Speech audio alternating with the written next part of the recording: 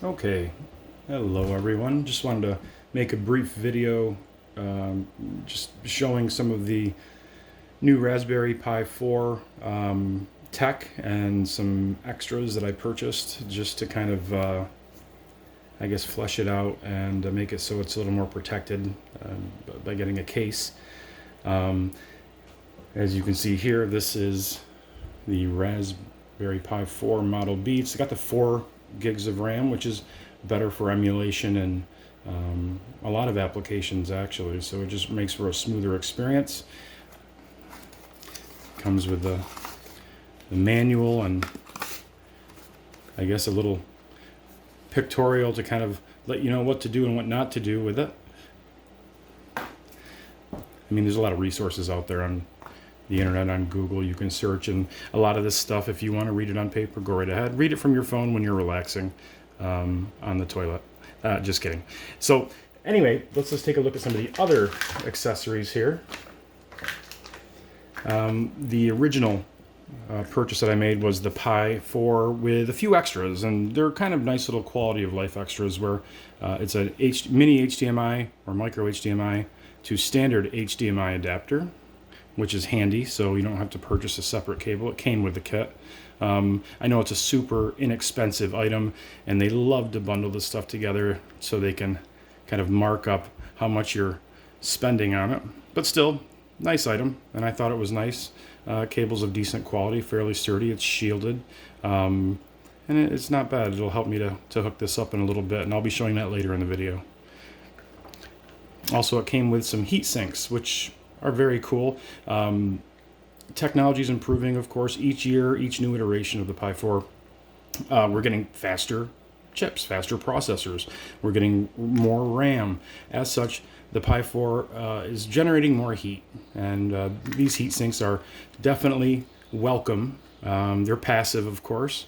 Just place them on top and let it dissipate the heat. And you could also add a fan, which you'll see in a little bit when we get to the case. The fan will help to dissipate heat also. New this year, it seems that we've got the USB-C connectivity on the Pi 4. As such, in the bundle I got, there's an adapter for it too, which is nice. And of course, the other item that came with the case,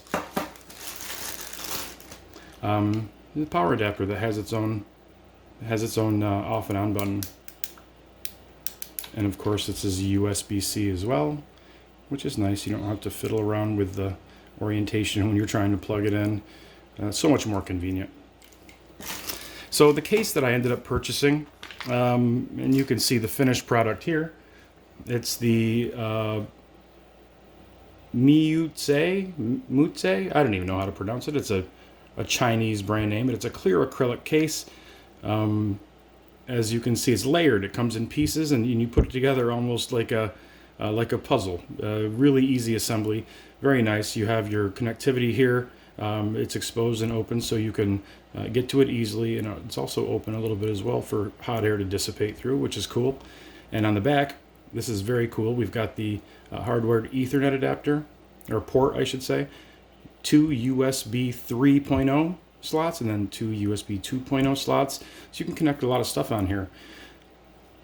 On the bottom, of course, you got the rubber feet, which is nice, and also lets airflow to come in through the bottom as well when you have that spacing, which is nice. And also you have the grates there too.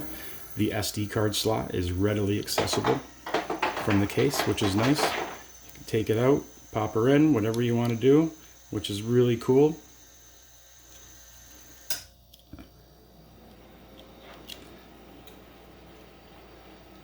Yep. And then of course there's the fan on the top, and it's wired to the pinouts for voltage, so you can run the fan. All in all, nice little case, and you can see how small it is. Very handy, very cool, and very inexpensive too. And there's the box for the case. Good things do come in small packages. So in a little bit here, what we're going to do is we're going to cut over to my home entertainment center. I'm going to boot this up. I'm going to probably pause because I think it takes around maybe, I don't know, 2 to 3 minutes for the initial boot. So it's boring. I'm not going to make you sit through that. So I'm just going to pause here, and we're going to pick right back up over on the TV, and you can see some of the cool emulation images that are out there running Retro Pi4. So just stick around, I'll be right back. All right, we're back. We finally got it booted up. Some audio issues, but I got it ironed out. This is the intro video. I'm going to let you just check it out quick like. In 1978, a new Japanese machine appeared on American shores. Although it looked innocent enough, this machine turned out to have some unusual powers. It kept kids mesmerized for hours, made teenage boys forget about girls, and even caused business executives to skip the free martini lunch.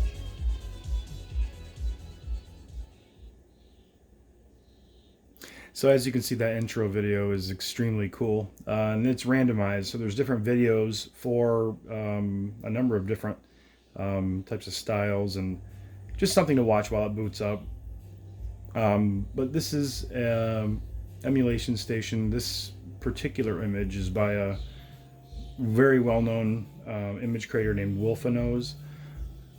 And let's just take a look at what he's got here. And this isn't the huge version. This is only a 64 gig image. And there's ones out there that range all the way up to 512 gigabytes in size, which is just mind-boggling, the amount of content on it. So Emulation Station, there's a number. It's really highly customizable. You can have different themes, different layouts, different visuals, and how you select games and scoot through all the myriad of genres that are on here. So as you can see, we've got Atari 2600. If you're old like I am, then this is something that you remember. That's Pitfall. And it shows you in the lower right 664 games available. Minuscule games. They don't take up a lot of space, so they may as well have just chucked in the entire ROM set. There's your Atari 5200, the successor to the 2600. And again, and then the next Atari system. Daphne is an emulator that's been around for a while that emulates the Laserdisc games that you may remember if you were an old arcade goer. There's only 2 games on here. They're pretty big in size, so they're size intensive, space intensive. So there's only 2 games. I'm assuming it's Dragon's Lair 1 and 2. Oh no, we got Dragon's Lair, the original, and Space Ace, which is wonderful. And this brings me to my next point. You can see when you go in to look at the games, it has the information, it has like the year it came out, the genre, preview videos, which are awesome. And then as you can see on the far right, it shows the game case or game art. Same again with Dragon's Lair. You can see that just really high production quality. Yes, Dreamcast. Dreamcast games are working, and working very well on the Raspberry Pi 4 for RetroPie, or via RetroPie. 17 games on here. And again, you can take a look. Some amazing stuff. I mean, if you love fighters, this is where it's at. Just really cool stuff. Crazy Taxi 2. This is a great racing game that people love. Daytona Racing, Daytona USA. And you could just spend hours going through all the screenshots, the art, the videos, just looking at everything. Man. Sega Genesis, 900 games. Nintendo 64 with 60 games. We've got Neo Geo, NES. There's your PC Engine. And ports, this is interesting. And of course you can customize all this stuff, but what's included with this one is a version of Kodi. And it lets you play games via Steam Link, which is nice. 19 PlayStation 1 games. Here's our options. We can change the themes, change your setup, connect to Bluetooth controllers. You can connect to just about any controller. If you already have a console, you can connect to any controller you want. I think I'm going to pick up one of those 8-bit do controllers just because the layout, the buttons and everything are more authentic to the period for most of these games. 33, 32X games. We've got some Sega CD games on here, which is awesome. Really cool stuff. I remember playing this back in the day.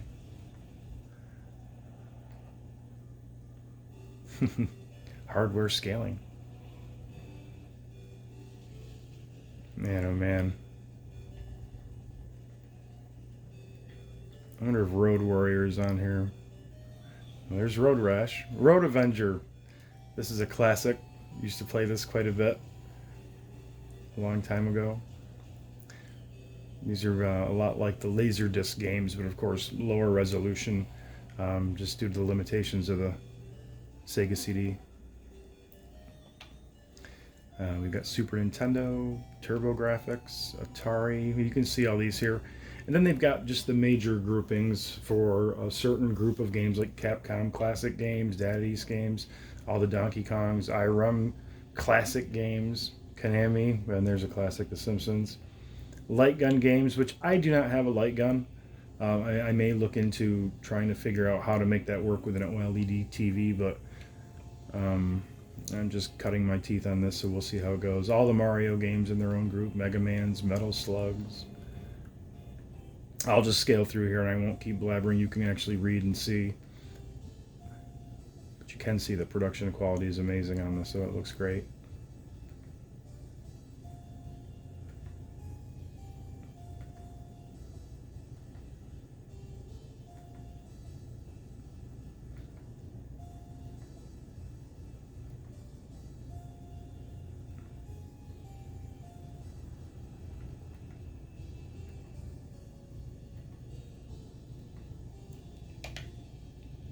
Now this is one that I wanted to take a look at.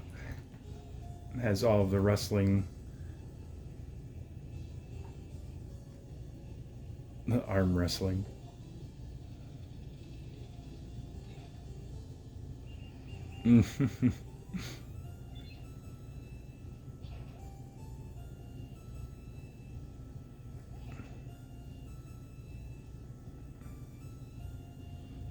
Yeah, this is one of my favorites. Now, Mania Challenge I didn't even know about. Map Mania I remember. Very neat.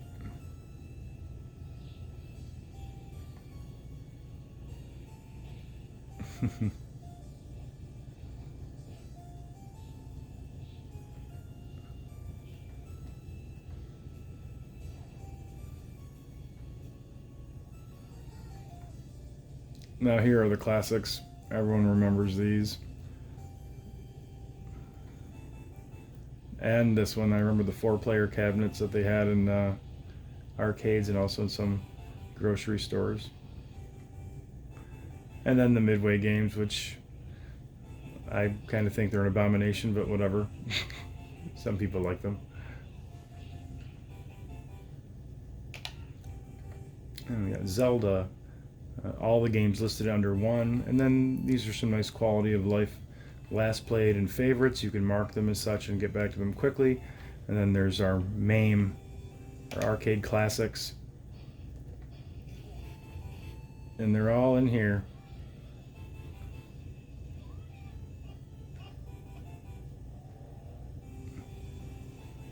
On top of all this interesting stuff is there's an audio player too. So there's a folder on the SD card, on the image of the SD card, and you can put your MP3s, your FLAC files, WAV files in there, and the emulator will play it on startup, and then when you pick a game, it'll stop playing the audio, then it resumes when you exit the game, which is really cool.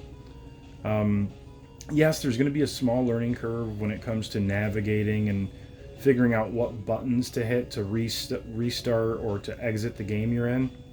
But as soon as you get past that, you can navigate through and play whatever you want. What I find is that sometimes you get like decision paralysis, because I think there's something like 6,000 plus games on here, ranging from all systems and emulators. So it really is a ton of content, and it's been laid out really well. You can tell that a lot of time and care and I guess just passion was poured into this. That goes for like all the image authors that are out there. It's just amazing the amount of work they do, and kudos to them, and to all the people that create the tools that make this possible, the hacks and the scripts and all the things like that. It's just amazing when you see something like this and you get it to work at home. It's like you have your own arcade at home. But that kind of gives you an idea of what this thing is like. Different skins, different things. As soon as I find out more things or enable more features and functions, I'll probably do another video just to show how things are evolving in that regard. I'm thinking about perhaps just getting a bigger image that has more games. But if memory serves, you can update these as well. You just hook the Ethernet cord into the Raspberry Pi and you can download different bezels that look like the old arcade machines. You can also download more themes.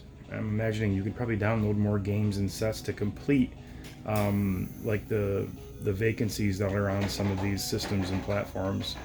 But that's your choice. And that kind of just about wraps it up. I just wanted to give you guys a look as to how this is. You can see how smooth it is. It's just amazes me how smooth it is. But if you guys have any questions, go ahead and just shoot a question or shoot a comment at the bottom of the video. I'll do what I can to respond. And thanks for watching. Bye.